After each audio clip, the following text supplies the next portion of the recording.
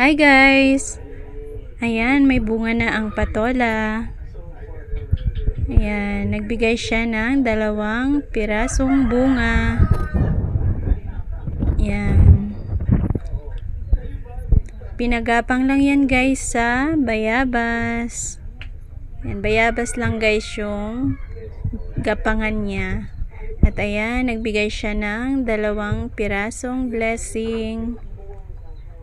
May panghalo na guys sa miswa. At pwedeng ilaswa, ihalo sa laswa. Ayan.